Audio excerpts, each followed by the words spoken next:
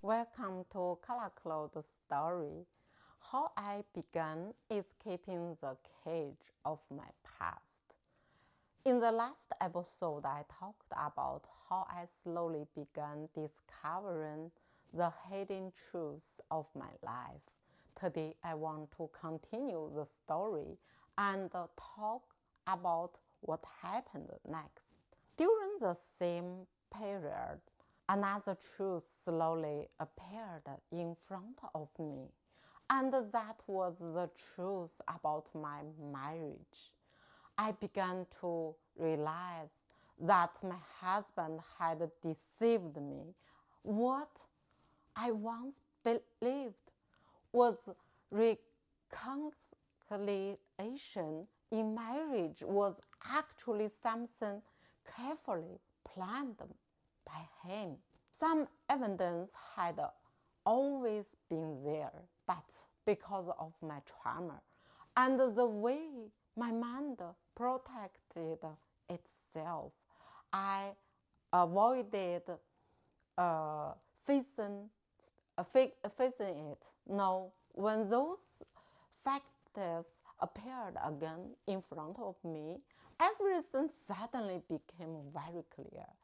I also began to see how he had controlled me for many years. At the same time, memories related to my adoptive family also began to surface. Some of those memories involved serious boundary violations that I had tried to suppress for decades. When those memories returned, the emotional impact was extremely strong. It felt as if a flood of memories had suddenly broken through the dam in my mind and rushed out all at once. The fourth stage began after I told my daughter everything. When my daughter heard my story, she immediately understood how serious the situation was. From what I described, she believed my husband had the very strong controlling personality traits. She firmly encouraged me to leave him, so I began to take action. First, I applied for a temporary restraining order and separated from him. Later, the request for a permanent restraining order was not approved, but with the help of my children, I still left the house. For the period of time, I stayed in a hotel, and later I moved to the city where I live now. From that moment, we lived separately.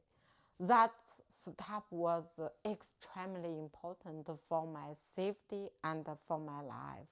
The fifth stage was when my memories slowly began to return. I started to face the trauma directly. During that period, the pain inside me because deeper and deeper. I went to see a psychiatrist and was diagnosed with CPTSD. Only then did I finally understand that the fragmented memories I had carried for decades were what psychology calls traumatic memory fragments. The small of memory fragments that had remained in my mind for so many years were almost all related to boundary violations in my adoptive family. I remembered my adoptive father entered my room in the middle of the night. I also remembered the terrifying moment when the adoptive family's son appeared in front of me late at night.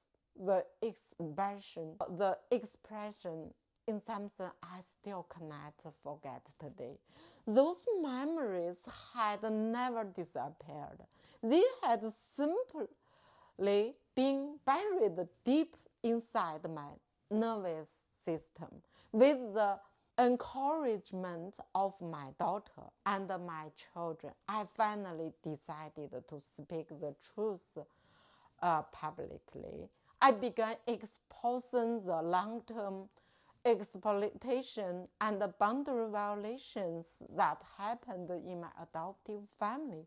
I also exposed this person and manipulation in my marriage. My husband used religion and the name of God to persuade me to forgive him.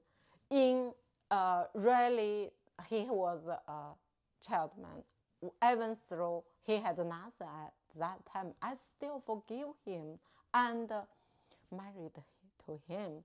I even helped him see a doctor and try to save his life. But later I realized that his really intention was so deceived me and take my money, because by that time I had already become a successful woman.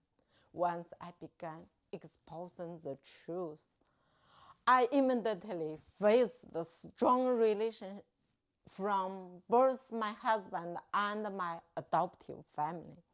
Even more shocking, I later discovered that he had arranged one of his former women to stay close to me and become my close friend. Can you believe such a story? Even I sometimes find it difficult to believe that was my own life.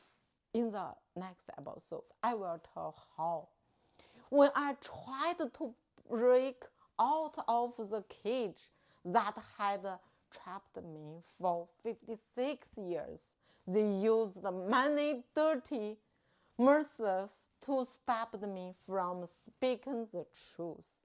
They even tried to send me to prison and to a mental hospital in order to silence me.